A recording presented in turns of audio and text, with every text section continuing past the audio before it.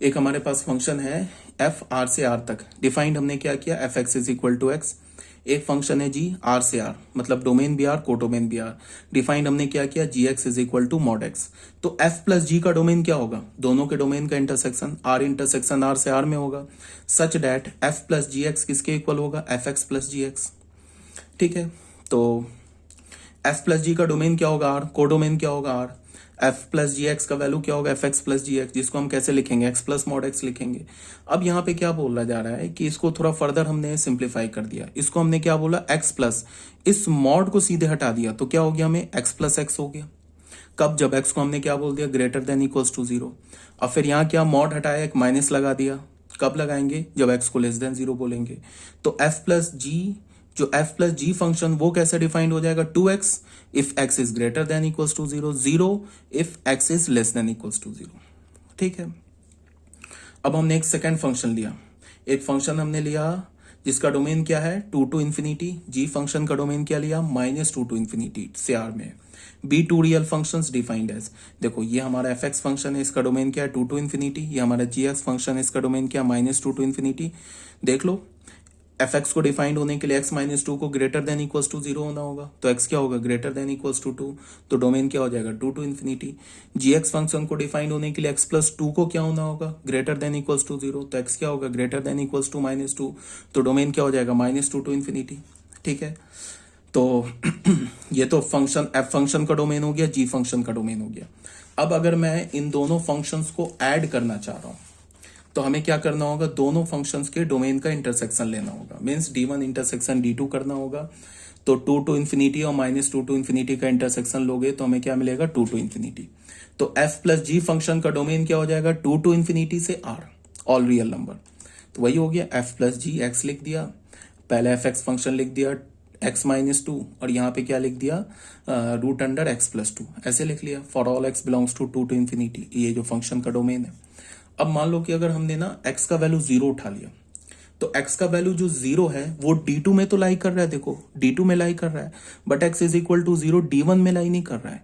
तो अगर तुम f प्लस जी का वैल्यू निकालो जीरो पे, तो देखो यहाँ क्या मिल जाएगा, zero into zero minus two, तो ये स्क्वायर रूट डिफाइन नहीं होगा फिर।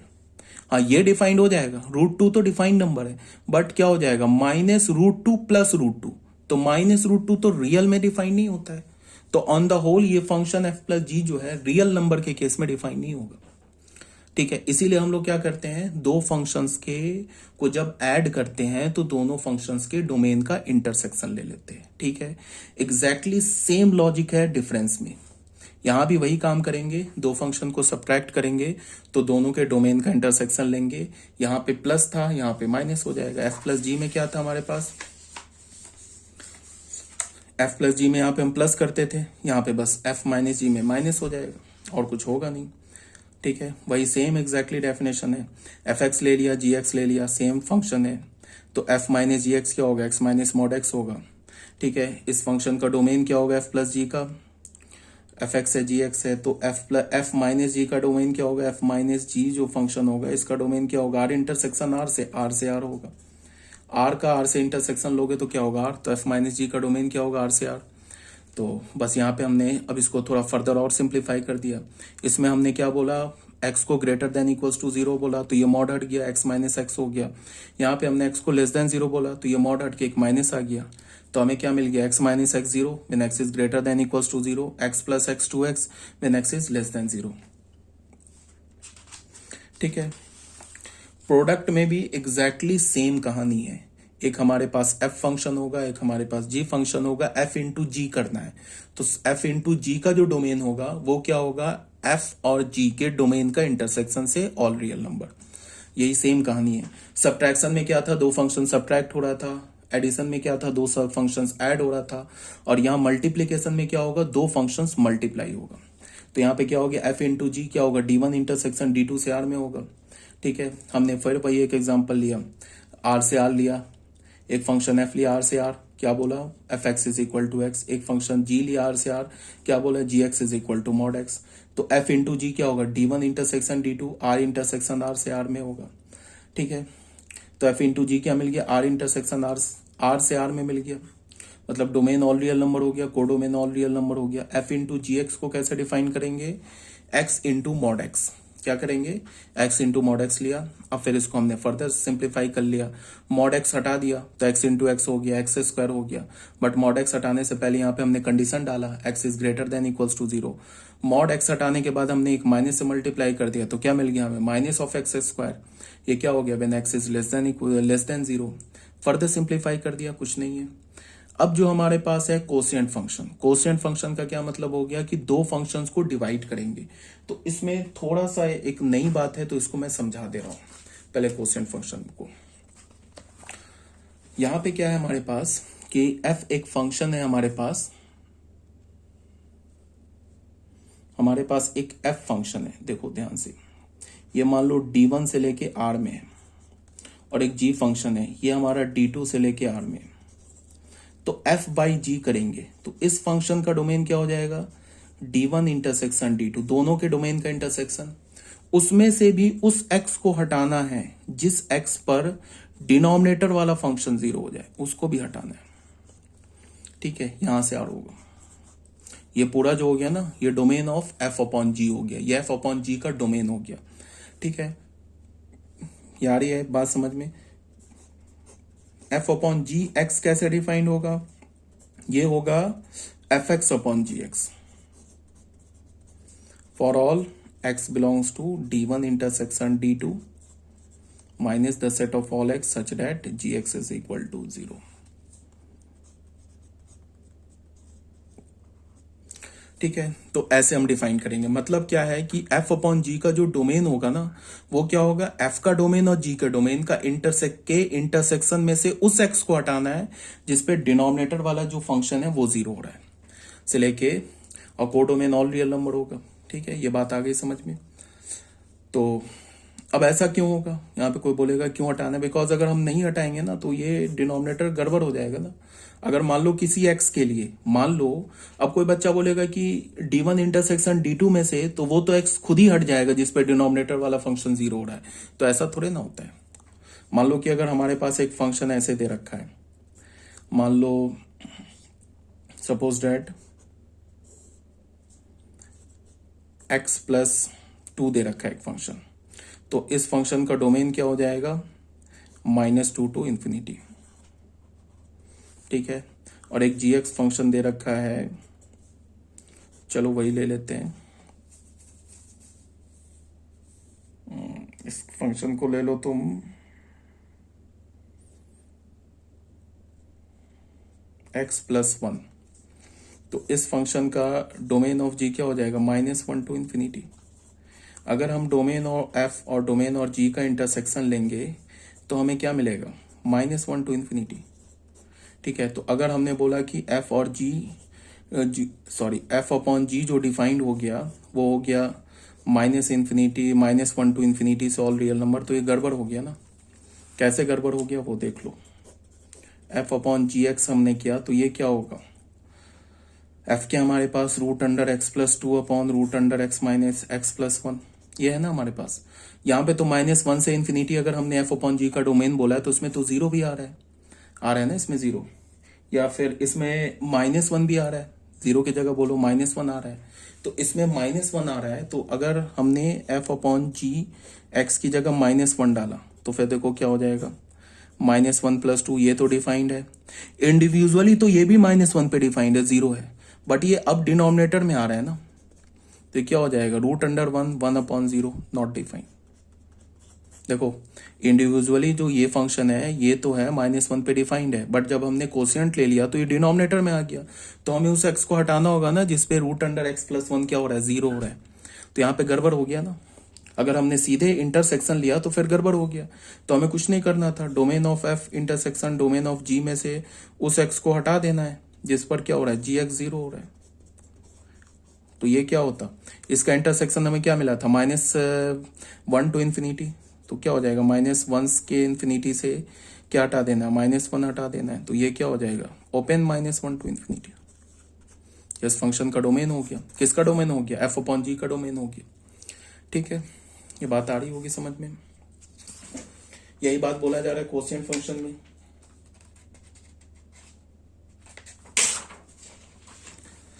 यही बात बोला जा रहा है, d1 इंटरसेक्शन d2 से उस x को हटा दो जिसपे gx 0 हो रहा है, से ऑल रियल नंबर। तो f अपॉन gx क्या हो गया, fx upon gx for all x belongs to d1 intersection d2 minus the set of all x such that gx is equal to 0। gx हमारा क्या हो रहा है, 0 हो रहा है। ठीक है, अब इसके बाद हम लोग क्या करते हैं कि एग्जाम्पल देखो, यहाँ पे कुछ एग्जाम्पल से रखे हैं। जैसे हमारे पास एक फंक्शन है r से r, डिफाइन कैसे हमने किया, fx को क्या बोल दिया, x plus 4 to the power 3, और g एक फंक्शन डिफाइन किया ऑल रियल नंबर एक्सेप्ट -4 से r में डिफाइन किया। gx को हमने क्या बोला, 1 अपॉन x प्लस 4 बोला। तो f अपॉन g करेंगे तो क्या करेंगे, r में से क्या करेंगे, इंटरसेक्शन लेंगे r -4 का, इस दो का इंटरसेक्शन लेंगे तो क्या हो जाएगा, से r। तो ये वाला जो चीज आ रहा है ना, ये f अपॉन जी का डोमेन आ रहा है। ठीक है, और डोमेन में क्या होगा, f अपॉन जी एक्स क्या हो जाएगा, fx अपॉन जी एक्स। तो इसको हम लोग क्या लिखेंगे, ये कुछ नहीं लिखा है, x plus 4 to the power 3 upon 1 upon x plus 4। तो ये क्या हो जाएगा, ये डिनोमिनेटर जो है, डिनोमिनेटर का जो डिनोमिनेटर है वो न्यूमरेटर में आ जाएगा तो पावर 4 हो जाएगा। फॉर इस दोनों का इंटरसेक्शन क्या होगा, r माइनस -4 होगा। तो क्या हो जाएगा, x plus 4 to the power 4 for all x belongs to r minus of -4। ये क्या हो गया, फंक्शन का डोमेन हो गया। सेकंड में हमने क्या एग्जांपल ले रखा है, fx को हमने क्या बोला, root under x plus 2, gx को क्या बोला, root under 4 minus x square. तो f फंक्शन का डोमेन क्या होगा, -2 टू इन्फिनिटी, g फंक्शन का डोमेन क्या होगा, -2 टू 2 से r में हो गया। तो f अपॉन जी क्या होगा, इसका और इसका इंटरसेक्शन ले लो, उसमें से उस x को हटा दो जहां gx 0 हो रहा है।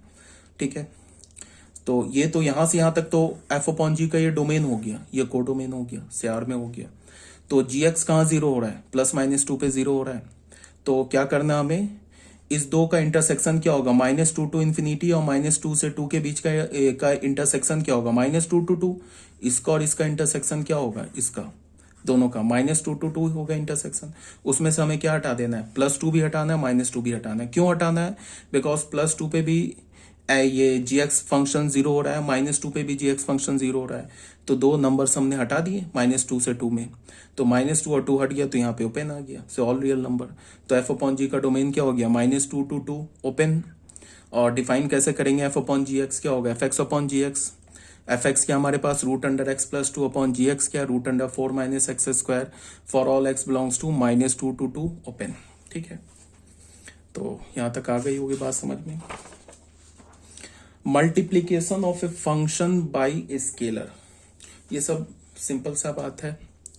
इसको भी तुम ऐसे देखो, हमारे पास एक फंक्शन दे रखा है ऐसे, देखो यहाँ पे क्या बोल रहा है कि किसी फंक्शन को अगर हम किसी स्केलर से मल्टीप्लाई कैसे करेंगे। ये देखो, जैसे हमारे पास एक फंक्शन दे रखा है f, ठीक है, d से इसका डोमेन d है, को डोमेन r दे रखा है। अल्फा हमारा क्या है, एक स्केलर है। स्केलर किसे बोलते हैं, स्केलर बोलते हैं रियल नंबर को। कोई भी एक रियल नंबर ले लो, उसको हम स्केलर बोलते हैं। तो जो अल्फा इंटू एफ फंक्शन होगा ना, इसका भी डोमेन डी से आर ही होगा, डी से आर होगा, डोमेन चेंज नहीं हो जाएगा। और डिफाइन कैसे करेंगे, अल्फा इंटू एफ, एक्स को कैसे डिफाइन करेंगे, अल्फा इंटू एफ एक्स, ऐसे डिफाइन करेंगे। सिंपल सा हो गया ये। फॉर एग्जाम्पल देख लो, हमारे पास एक फंक्शन दे रखा है रूट अंडर एक्स प्लस 2, एक फंक्शन दे रखा है -2 टू इन्फिनिटी दे रखा है, से ऑल रियल नंबर में। फंक्शन क्या दे रखा है, y is equal to f x is equal to root under x plus 2, ये फंक्शन दे रखा है। एंड अल्फा हमने जो स्केलर है उसका वैल्यू हमने -3 ले लिया। तो अल्फा इंटू एफ, ये हमारा क्या होगा, -3f जो फंक्शन होगा ना, इसका भी डोमेन क्या होगा, -2 से इन्फिनिटी ही होगा। डिफाइन कैसे करेंगे, -3f(x), ये क्या हो जाएगा, -3 इंटू एफ एक्स। तो ये -3 हो गया, और एफ एक्स क्या है हमारे पास, रूट अंडर एक्स प्लस 2 हो गया। तो सिंपल सा बात है, अगर किसी फंक्शन को स्केलर से मल्टीप्लाई करोगे ना, तो फंक्शन का डोमेन चेंज नहीं होता है। यही बात को यहाँ बताया गया है। लेट डी एक फंक्शन है जिसका डोमेन डी है, कोडोमेन आर है, be a real function and alpha is a scalar, then the product alpha f is a function from D to R. Alpha f हमारा क्या फंक्शन है, D to R है, and is defined as alpha f. ये भी हमारा जो function होगा D से आर में होगा। डिफाइन कैसे करेंगे, अल्फा इंटू एफ एक्स को क्या बोलेंगे, alpha into f x for all x belongs to D. ठीक है, एक फर्स्ट एग्जांपल देख लो, हमारे पास क्या दे रखा है। हमने एक फंक्शन डिफाइन किया -2 टू इन्फिनिटी से R, be defined as root under x plus two, alpha को बोल दिया -2। तो -2 इंटू एफ फंक्शन क्या होगा, ये भी -2 से इन्फिनिटी होगा, डोमेन चेंज नहीं होगा, से all real number. -2 into f x, ये कैसे डिफाइन करेंगे, ये होगा -2 इंटू एफ एक्स, तो -2 ये एफ एक्स का वैल्यू डाल दिया, for all x belongs to -2 to infinity. तो बहुत सिंपल है।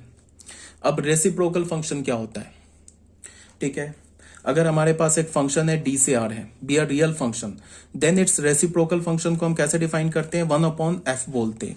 1/f जो होगा वो क्या होगा, रेसिप्रोकल फंक्शन होगा। फ्रॉम इस रेसिप्रोकल फंक्शन का डोमेन क्या हो जाएगा, जो हमारा f फंक्शन है ना, उसके डोमेन से उस x को हटा दो जहां fx 0 हो रहा है, तो वो क्या हो जाएगा, 1/f का डोमेन हो जाएगा, codomain all real number, and is defined as 1/f function क्या डिफाइंड होगा, डोमेन से किस x को हटाना है जहां fx 0 हो रहा है, से ऑल रियल नंबर। तो 1/f इंटू एक्स क्या होगा, 1/f होगा, for all x belongs to D में से फंक्शन f के डोमेन में से उस x को हटा दिया जहां gx 0 हो रहा है, बस हो गया, डिफाइंड हो गया। एक एग्जाम्पल देख लेते हैं। एग्जाम्पल में क्या बोला जा रहा है कि हमारे पास एक फंक्शन दे रखा है 2 से इन्फिनिटी से ऑल रियल नंबर, ठीक है, बी डिफाइंड एज, हमने कैसे डिफाइन किया, एफ एक्स को क्या बोल दिया, रूट अंडर एक्स -2, ठीक है। तो 1/f क्या हो जाएगा, f फंक्शन के डोमेन से उस x को हटा दो जहां fx 0 हो रहा है, fx कहां 0 हो रहा है, 2 पर 0 हो रहा है, तो 2 से इन्फिनिटी से 2 हटा दिया, तो क्या हो गया, ये ओपन क्लोज से ओपन हो गया। तो 1/f का फंक्शन का डोमेन क्या हो गया, 2 से इन्फिनिटी टू r हो गया। अब डिफाइन कैसे करेंगे, 1/f इंटू एक्स क्या हो जाएगा, 1/fx, 1/fx का वैल्यू डाल दिया, for all x belongs to 2 to infinity. ठीक है, ये बात आ गई समझ में। एक नोट लिखा हुआ है, समझ लो इसको।